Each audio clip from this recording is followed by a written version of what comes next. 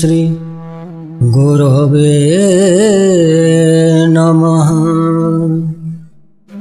ओम श्री परमात्मने नमः। आज रही पवित्र मंचर सर्वत्र व्यापी गुरुदेवंकर चरण में कोटि कोटि प्रणाम जनाई एवं ब्रह्म जो व्यापक विरज अज अकल अनीय अभेद सही परम तत्व परमात्मा को मोर प्रणाम।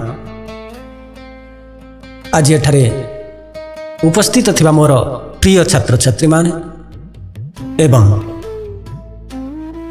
शुद्धिजन ज्ञानीजन एवं समस्त विशिष्ट श्रोता मान एवं समस्त कर्मकर्ता मान आज यही मंच रे आमे उपस्थित अछंती केवल मोर प्रिय छात्र छात्री माने बा तांकर गार्डियन माने आज यही सभा को आयोजित करिथिबारु अशेष अशेष धन्यवाद। से परमार्थ तत्व को विचार करने पूर्व आपण माने समस्त को ब्रह्ममय भावी मोर प्रणाम ज्ञापन करुछि। देखंतु आज्ञा संसार रे दुईटी विद्या अछि, गोटे होछि अर्थ विद्या आ गोटे होछि परमार्थ विद्या। मन रखंतु यही अर्थकारी विद्या को छाड़ी परमार्थ विद्या को किसी न शिक्षा करा जाए ताले हुए तो मो पवित्र भारत वर्षर भूमि आज एभली चिंताधारार व्यक्ति विशेष माने उत्पन्न बा जन्म होई न थांते। ए रिसेंटली आपनकर न्यूज गोटे सुनिथिले के जने कहतले जे बापा जने झियो को विवाह करिसंती। बस या आश्चर्यचकित केवल सेतिक नुहे घर घरे आजिकल तो विशिष्ट कलाकार नाम देखा मिलूँ। ये सब कहीं होची प्रमुख कारण कौन अच्छे ना समस्ते अर्थकारी विद्या को हासिल करने समस्ते उद्विग्न एवं परमार्थ तत्व कौन से समस्ते नैराश्यजनक अर्थात विद्या विमुखता। शास्त्रकार माने आचार्य माने समस्ते गोटे सुंदर कथा कहते कहले थिले थाउ पछे गुण हजार चरित्र न थिले सबु असार। आपण मान निकट गोटे छोट कहानी टे कहूँ। जन व्यक्ति भल चाकरी टे करथिले, बहुत दरमा पाउथिले, भलर थिले, मद अभ्यास कले।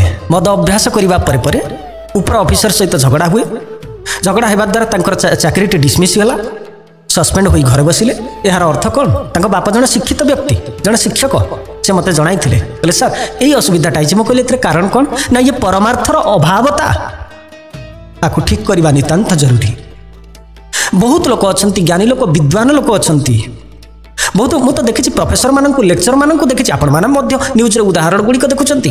जड़े बहुत ज्ञानी मन करते जड़े मैथमेटिक्स बड़ माने भल लेक्चर टी, खाली मैथमेटिक्स सोशियोलॉजी इंग्लिश बढ़िया लेक्चर टी बहुत ना कमी, किंतु बहुत उदाहरण भी आपण माने जानिछंती। केवल चरित्र टिके स्खलनता जो तांकर सबु पुण्य एवं समस्त ज्ञान गुड़िक कहीं जानी लुचि जाए।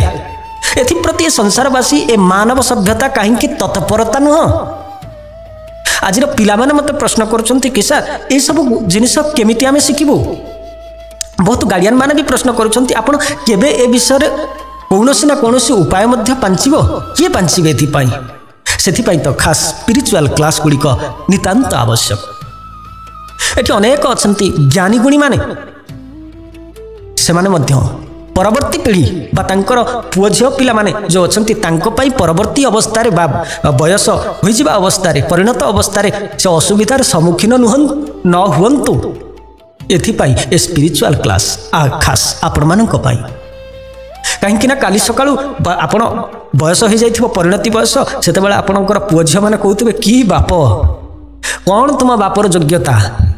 सेतेबेले आपण जराश्रम को जीवा को न पड़ू। यह ही तो चरित्र था, यह ही तो वास्तव परमार्थ तत्व। ए बहिरे लिखा जाए कि क्या आपण केमिति व्यवहार करेंगे। ए माँ शब्दर अर्थ एवं पिता शब्दर अर्थ को अर्थकारी मैथमेटिक्स लिखा ना, यह हासिल करने को पड़े। ये अर्थ विद्या नुहे परमार्थ विद्या। गीतार आपण मान आखिर कहूँ जे ये परा विद्या एवं अपरा विद्या दुईटी अच्छी। ये जड़ नुह, ये अचेतन नुह, ये चेतन विद्या। ଯାହାକୁ ହାସଲ କରିବା ନିତାନ୍ତ ଜରୁରୀ। ହେ ମୋର ପ୍ରିୟ ଗାର୍ଡ଼ିଆନ ମାନେ ଏବଂ ପ୍ରିୟ ମୋର ଛାତ୍ରଛାତ୍ରୀମାନେ, ସେଥିପାଇଁ ଖାସ୍ ଏ ଚରିତ୍ର ବା ମାନବ ସଭ୍ୟତା ବା ମାନବ ତତ୍ଵର ମୂଲ୍ୟବୋଧ, ମାନବର ପ୍ରକୃତ ମୂଲ୍ୟବୋଧକୁ ଯେଉଁଠି ଶିଖାଯାଏ, ସେଥିପାଇଁ ଏ ସ୍ପିରିଚୁଆଲ କ୍ଲାସ୍। ଆଧ୍ୟାତ୍ମିକ ଶବ୍ଦର ଅର୍ଥ ବହୁତ ଗାର୍ଡ଼ିଆନ ନିଅନ୍ତି କି ମୋ ପିଲା ନଷ୍ଟ ହୋଇଯାଉଛି, ବିଲକୁଲ ରଙ୍ଗ। ଆଧ୍ୟାତ୍ମିକ ଶବ୍ଦର ଅର୍ଥ ଆପଣ ଭୁଲ ତରିକାରେ ଜାଣିଛନ୍ତି। ଆଧ୍ୟାତ୍ମିକ ଶବ୍ଦର ଅର୍ଥ ଆତ୍ମମ୍ ଅଧିକୃତ୍ୟମ୍ ଯତ୍ ଜ୍ଞାନମ୍। ଆଧ୍ୟାତ୍ମିକ ମାନେ ଈଶ୍ୱର ଭକ୍ତି ହୋଇ ବାବାଜୀ ହୋଇଯିବା ନୁହଁ, ନିଜର କର୍ମପଥରୁ ବିଚିତ ହୋଇ ପାଗଳ ହୋଇ ବନିକି ଭିକ ମାଗିବା ନୁହଁ। ଏସବୁ ପ୍ରହସନ ଏବଂ ନାଟକବାଜି। ସେଥିପାଇଁ ଏ ସ୍ପିରିଚୁଆଲ କ୍ଲାସ୍ ନୁହଁ। ଏହା କେବଳ ମଣିଷକୁ ତିଆରି କରିବା ପାଇଁ, ଚାରିତ୍ରିକ ସଂଗଠନ କରିବା ପାଇଁ। ମୋ ପିଲାକୁ କାଲି ଆମରି ପିଲା କିଏ ଭବିଷ୍ୟତ, କାଲି ଆପଣଙ୍କର ଭବିଷ୍ୟତରେ ଏଭଳି ପରିସ୍ଥିତି ସୃଷ୍ଟି ନ ହେଉ ଯାହାକି ଭାରତବର୍ଷର ପବିତ୍ର ଭୂମି ଅପବିତ୍ର ନ ହେଉ।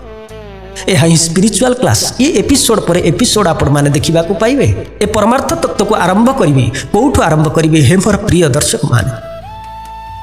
ଆଚାର୍ଯ୍ୟମାନେ ତ କହିଛନ୍ତି ପିଣ୍ଡ ବ୍ରହ୍ମାଣ୍ଡ ଏକ ମହତ। ଜାଣନ୍ତି ସୁଜ୍ଞାନୀ ପଣ୍ଡିତ ଆଜିର ଏହି ଇଣ୍ଟ୍ରୋଡକ୍ସନ୍ କ୍ଲାସ୍ରେ ପିଣ୍ଡ କିମ୍ବା ସେ ବ୍ରହ୍ମାଣ୍ଡ ହେଉ, ଏହି ତତ୍ତ୍ୱରୁ ଆସନ୍ତୁ ପ୍ରଥମେ ଆମେ ସୁନ୍ଦର ଭାବରେ ଅଧ୍ୟୟନ କରିବା ଯେ ଏ ପିଣ୍ଡ କ'ଣ। ଏ ପିଣ୍ଡ ଜାଣିବା ଦ୍ୱାରା ଆମର କ'ଣ ହେବ? ଯେତେବେଳେ ନିର୍ଗୁଣ ବ୍ରହ୍ମ ଏ ସଂସାର ବା ଜୀବନ ଶକ୍ତି ଲାଇଫ୍ ବୋଲି ଗୋଟିଏ ଜିନିଷ ଯେତେବେଳେ ସୃଷ୍ଟି କଲେ, ଯେତେବେଳେ ଚାରି ଭାଗରେ କରିଦେଲେ ଯେ ଏଇଠୁ ଯେମିତି ହିଁ ଜନ୍ମ ହେବ, ଜାତ ହେବ ଏବଂ ବା ବଂଶ ବୁନିଆଦି ଆରମ୍ଭ ହେବ, ତାହା ହେଲା ଆପଣଙ୍କର ଜରାୟୁଜ, ଅଣ୍ଡଜ, ସ୍ୱେଦଜ ଏବଂ ଉଦ୍ଭିଦଜ। ଏହି ଚାରି ପ୍ରକାର ଏ ବିଶ୍ୱକୁ ସେମାନେ ତିଆରି କରିଛନ୍ତି। ସେଥିମଧ୍ୟରୁ ଅଣ୍ଡଜ, ସ୍ୱେଦଜ ଏବଂ ଉଦ୍ଭିଦଜକୁ ଛାଡ଼ି ମୁଁ ଆଜି ଆଲୋଚନା କରିବା ଯେ ଜରାୟୁଜ, ଯେଉଁଥିରେ କି ଦିବ୍ୟଜ୍ଞାନୀ ମାନବ ଜନ୍ମ ହୋଇଛନ୍ତି, ଗର୍ଭାଶୟ ବୋଲି କୁହନ୍ତି ବା ଜରାୟୁରୁ ଉତ୍ପନ୍ନ ହୋଇଛନ୍ତି। ଏ ମାନବ ସଭ୍ୟତା, ଏ ମଣିଷ ସଭ୍ୟତା, ଏ ମଣିଷ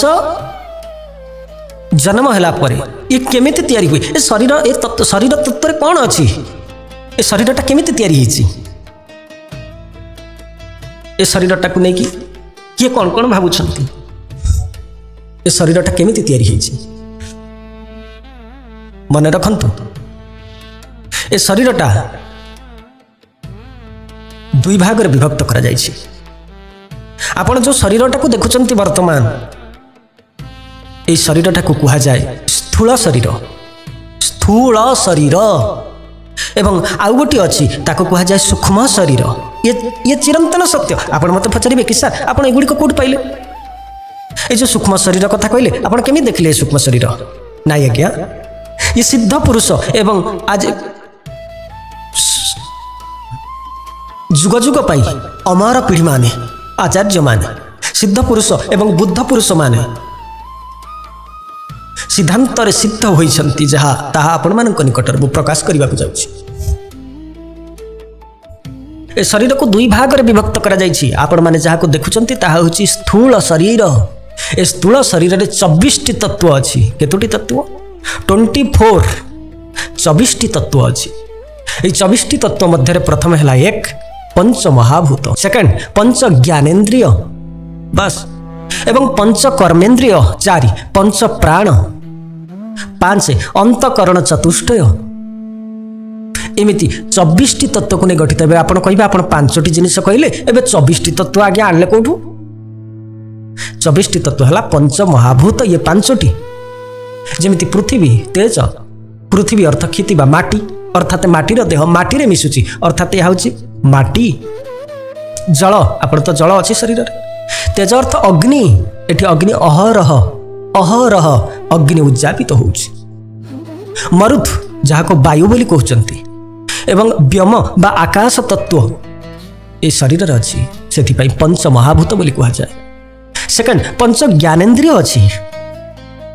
ये पंच ज्ञानेन्द्रिय चक्षु, कर्ण, जिह्वा, नासिका एवं त्वक। त्वक अर्थ चर्म, जीवा अर्थ जीभ, नासिका अर्थ नाक। ए पंच ज्ञानेन्द्रिय अच्छी एवं पंच कर्मेन्द्रिय अच्छी। एठारे एक रहा बाक जे कर्म करुछंती बाक अर्थ कथा कहवा बा पाटी मुख पानी पानी अर्थ हाथ पाद जहाँ आप चलुंट ताको पाद बोली ये कर्मेन्द्रिय उपस्थ एवं पायु मलद्वार एवं मूत्राशय मूत्रद्वार को कहुए ये पांचटी को लगेले पंच कर्मेन्द्रिय हुए। पंच प्राण एटी अच्छी आप पचारे कि प्राण माने कौन प्राण ये पंच प्राण कथा तो बुझंतु प्राण अपान व्यान उदान एवं समान जितेबाला जीव जितेबाला ए शरीर छाड़ी जाए ये प्राण कथा आम परवर्ती आलोचन अंश ग्रहण करवा एवं प्राण कथा से तत्वटी आलोचना से ही करवा।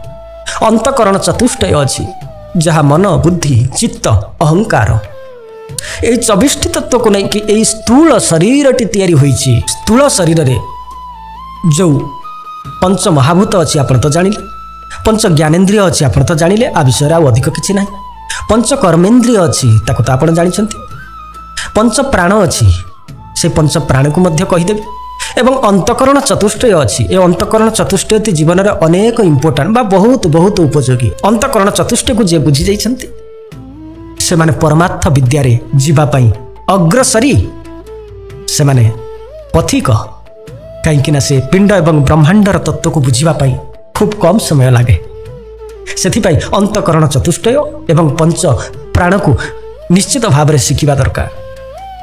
ये पंच प्राणटा कौन प्राण अपान व्यान समान एवं उदान को बुझू एवं पचारे प्राण वायु कौन प्राण माने वायु पंच प्राण माने वायु ये वायुटा को 5 भाग में कहीं विभक्त कले वायुटा को 5 भाग में एथि विभक्त करागला जेमिति कि प्राण वायु ये वायुटा कौटी रोचे प्राण वायुटा केउठी रोचे ना हृदय अच्छी कौटी अच्छी कहली बाबा हृदय अच्छी।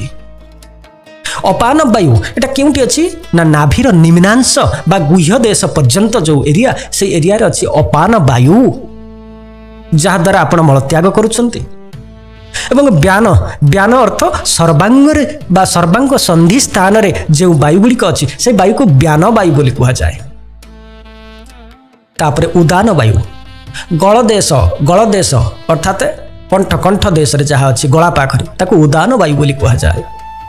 समान वायु कहले नाभि देश रे जहाँ अच्छी ताको समान वायु बोली कहा जाए। एथि आपण निश्चिंत हेले जे पंच वायु गुड़िक बा पंच प्राण गुड़िक केउठी अछंती एबे आसंतु कहिबी अंतकरण चतुष्टय जहाँ सिद्ध पुरुष साधक पुरुष माने साधन करी सिद्ध करी जहाँ आंभ मान प्रेरणा देइछन। अंतकरण चतुष्टय गुड़ी कहले मन बुद्धि चित्त अहंकार ध्यान रखिबे याकू मन होची कोउटी अछि मन ना गଳାର अंतरे अछि अंत स्थान रे अछि मन ए बुद्धि केउटी अछि ना बुद्धि अछि मुखरे मनुष्यर बुद्धि केउठी अच्छी मुखरे अच्छी मुखरे मन रखंतु चित्त चित्त कहली या माने ऑल आर डिफरेंस माने कहीं कहा सहित नुहंती ये सब डिफरेंट जिनस चित्त ए चित्त केउठी अच्छी नाभि देश रे चित्त चित्त केउठी अच्छी नाभि देश रे अच्छी बा नाभि पाखरे एवं अहंकार स्थान केउठी अच्छी अहंकार केवल हृदय रे अच्छी बोली आपण निश्चित होंतु। बुद्धिर कौन कार्य संसार रे बुद्धि निश्चय करे निश्चित करिवो ताको बुद्धि कहा जाए। मनर कार्य कौन ना संकल्प विकल्प करिवो मन संकल्प करे संकल्प विकल्पात्मक मन बोली कहते आचार्य मान। चित्त माने चिंता करिबा मनन करिबा चिंता कर्तृम चित्तम आचार्य माने कहते जे चिंता करुथि ताको चित्त बोली कहा जाए। किंतु ये साधारण मानव वो तो बुझे नहीं जहाँ सस्ता कथा शुणी ये पागल हुए मो मन रे जहाँ मुझे मन चिंता करे नहीं मन कौन करे संकल्प करे विकल्प करे चिंता चिंता चिंतन चित्त करे किए करे चित्त करे। अहंकार मन बुद्धि चित्त अहंकार ए अहंकार कार्य कौन मु अहंकरोति इति अहंकार अहंकार होची मु हैला अहंकार ए मु तत्वर अर्थ हैला कौन ना ए संसार रे समर्पणर विपरीत तत्व को कहा जाए अहंकार। सेदिन पचारि ठीक कथा सेदिन जक्ष महाराज युधिष्ठिर को ठीक कथा पचारि हे धर्मराज युधिष्ठिर କହିପାରିବ ଏ ସଂସାରରେ ଆଶ୍ଚର୍ଯ୍ୟକର କଥା କ'ଣ ଅଛି? ଧର୍ମରାଜ ଯୁଧିଷ୍ଠିର ଗୋଟେ ସୁନ୍ଦର କଥା କହିଥିଲେ, କହିଲେ ଅହନି ଅହନି ଭୂତାନି ଜମାଳୟମ୍ ଗଚ୍ଛନ୍ତି। ଆରେ ଭାଇ, ଡେଲି ଡେଲି ମୁଁ ଦେଖୁଛି ପ୍ରତି ମୁହୂର୍ତ୍ତରେ ଏ ମଣିଷ ଗୁଡ଼ିକ ମରିଯାଇ ଶବ ଗୁଡ଼ିକ ଅଜସ୍ର ଲକ୍ଷ ଲକ୍ଷ ଶବ ଗୁଡ଼ିକ ଜମାଳୟକୁ ଯାଉଛି, ସେଇ ମଣିଷ ନେଇକି ଯାଉଛି। କିନ୍ତୁ ଶବ ସଂସ୍କାର କରି ଆସିଲା ପରେ ତା ମନରେ ପୁଣି ଅହଙ୍କାର ଗର୍ବ ଜାତ ହେଇଯାଉଛି, ମୋହ ଜାତ ହେଇଯାଉଛି, ମାୟା ଜାତ ହେଇଯାଉଛି। ମନେ ରଖନ୍ତୁ, ଗୁଡ଼ ରହସ୍ୟ, ମୋହର ଅର୍ଥ ଅଲଗା, ମାୟାର ଅର୍ଥ ଅଲଗା।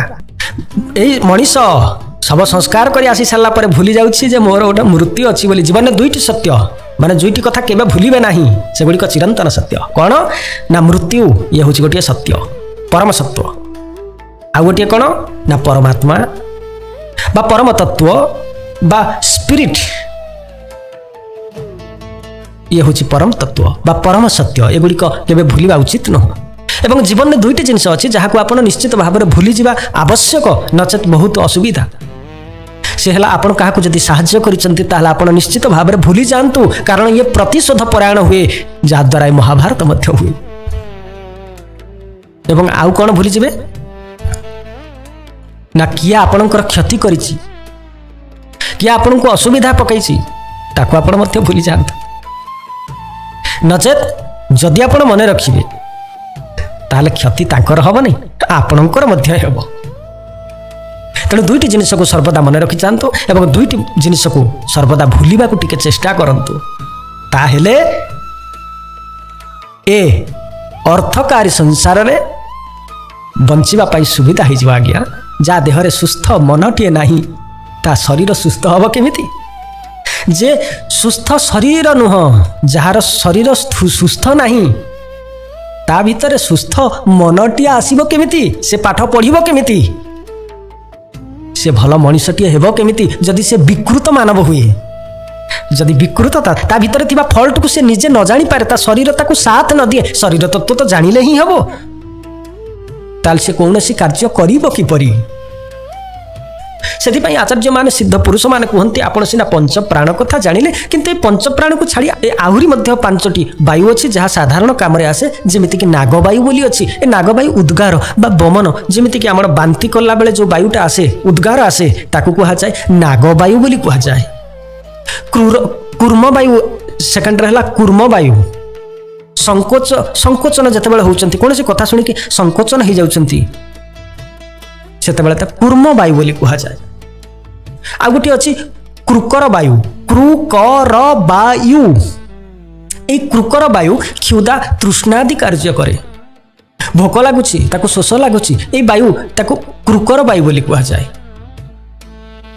ଯେତେବେଳେ ଆମେ ଖାଉଛନ୍ତି ଭିତରକୁ ଯାଉଛି ଏବଂ ଯେତେବେଳେ ଆମେ ପିଉଛନ୍ତି ପାଣିଟାକୁ, ତା ସହିତ ପବନ ଯାଉଛି, ତାକୁ କୁହାଯାଏ କୃକର ବାୟୁ।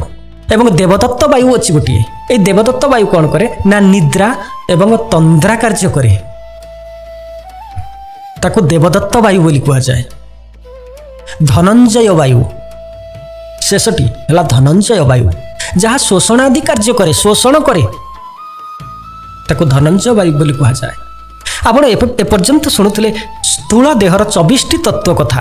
ଏହି ଶରୀରର ବାୟୁ ଯେଉଁ ଅବସ୍ଥାନ ବା ସେମାନଙ୍କର କାର୍ଯ୍ୟ କଥା ଆପଣମାନେ ଏଠି ଆମେ ବିଚାର କଲେ, ସେଗୁଡ଼ିକ ପ୍ରାଣାୟାମ ଦ୍ୱାରା ହିଁ ଆୟତ କରାଯାଏ। କାହା ଦ୍ୱାରା? ପ୍ରାଣାୟାମ ଦ୍ୱାରା ଆୟତ କରାଯାଏ। যে ଯେଉଁ ପଞ୍ଚ କର୍ମେନ୍ଦ୍ରିୟ ଏବଂ ପଞ୍ଚ ଜ୍ଞାନେନ୍ଦ୍ରିୟ ଗୁଡ଼ିକ, ଏଗୁଡ଼ିକ ସବୁ ହେଉଛି ବହିର୍ ଇନ୍ଦ୍ରିୟ ବା ବାହାରେ ଥିବା ଇନ୍ଦ୍ରିୟ ମାନେ। এই ବାହାର ଇନ୍ଦ୍ରିୟକୁ ଭିତରେ ଗୋଟିଏ ଇନ୍ଦ୍ରିୟ ଅଛି, ତାର ନାମ ହେଲା ମନ, ଅନ୍ତ ଇନ୍ଦ୍ରିୟ, ଯାହା ଭିତରେ ଥାଏ, ସେଇ ଇନ୍ଦ୍ରିୟଟିର ନାମ ହେଉଛି ମନ। କିନ୍ତୁ ଗୁଢ଼ ରହସ୍ୟ କ'ଣ ନା ଏ ବହିରି 10 ଇନ୍ଦ୍ରିୟ ମାନଙ୍କୁ ବା ପଞ୍ଚ କର୍ମେନ୍ଦ୍ରିୟ, ପଞ୍ଚ ଜ୍ଞାନେନ୍ଦ୍ରିୟ ଗୁଡ଼ିକୁ ଯିଏ କଣ୍ଟ୍ରୋଲ କରନ୍ତି, ତାର ନାମ ହେଉଛି ମନ। ତାର ନାମ ହେଲା ମନ। ମନ ହେଲା ଏଠୁ ସେଠାକୁ ଯିବା ପାଇଁ କାହାର ସାହାଯ୍ୟ ନେଲେ? କର୍ମେନ୍ଦ୍ରିୟ ପାଦର ସାହାଯ୍ୟ ନେଲେ। ତାକୁ କଣ୍ଟ୍ରୋଲ କରୁଛି କିଏ? ନା ମୁଁ ଆଉ ଯିବି ନାହିଁ, କଣ୍ଟ୍ରୋଲ କରାଗଲା, ପାଦ କଣ୍ଟ୍ରୋଲ ହେଲା। ତାକୁ କଣ୍ଟ୍ରୋଲ କରେ କିଏ? ମନ। ଆପଣ ଏବେ ପଚାରିବେ, କହିବେ ମନ କ'ଣ ଦେବତା ହେଇଗଲା? ସମସ୍ତଙ୍କର ସେ ହେଉଛି ଅଧିନାୟକ ନାଇଁ ଆଜ୍ଞା। ତାପରେ ଅଛନ୍ତି ନିର୍ଗୁଣ ବାଲା, ସେ ହେଉଛି କିଏ? ଏ ମନକୁ କିଏ କଣ୍ଟ୍ରୋଲ କରିବ? ବହୁତ ବିଦ୍ୱାନ ମାନେ ନିଜର ମନକୁ ବିଚଳିତ କରି, ବହୁତ ବିଦ୍ୟାର୍ଥୀ ମାନେ ନିଜ କର୍ମ ପଥରୁ ଏବଂ ପଠନ ପଥରୁ ବିଚ୍ୟୁତ ହୋଇ ବହୁତ ଶୋଚନୀୟ ଅବସ୍ଥାରେ ଅଛନ୍ତି ଏବଂ ଜୀବନର ସମସ୍ତ ଆଶା ଅପୂର୍ଣ୍ଣ ହୋଇ ରହିଯାଇଛି କେବଳ ଏ ମନକୁ କଣ୍ଟ୍ରୋଲ ନ କରିପାରି।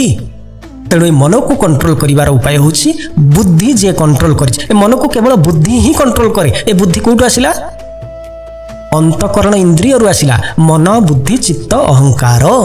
ତେଣୁ ଏ ମନ ହେଉଛି ସବୁକିଛି। ଏ ମନକୁ ଯଦି କଣ୍ଟ୍ରୋଲ କରିବାର ଅଛି, ଆମ କର୍ମପଥରେ ଯିବାକୁ ଅଛି, ତାହେଲେ ବୁଦ୍ଧିକୁ ହିଁ ଉପଯୁକ୍ତ ମାର୍ଗରେ ଲଗାନ୍ତୁ। ଏଇ ବୁଦ୍ଧିଟାକୁ କିପରି ଆପଣ କଣ୍ଟ୍ରୋଲ କରିବେ? ଯଦି ମନରେ ଆସିଯାଏ କୁବୁଦ୍ଧି, ଖରାପ ବୁଦ୍ଧି ଆସିଲା, ତେଣୁ ଏ ବୁଦ୍ଧିଟାକୁ କେମିତି କଣ୍ଟ୍ରୋଲ କରିବେ?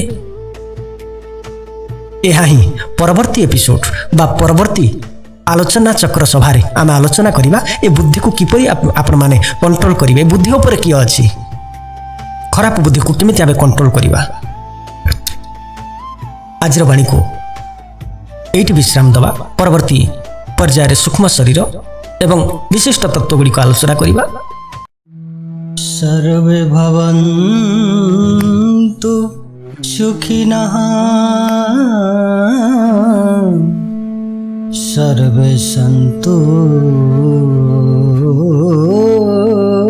निरामया सर्वे भद्राणि पश्यन्तु मा कश्चित् दुःखभाग् भवेत्। हरिः ओम्। शान्तिः शान्तिः शान्तिः।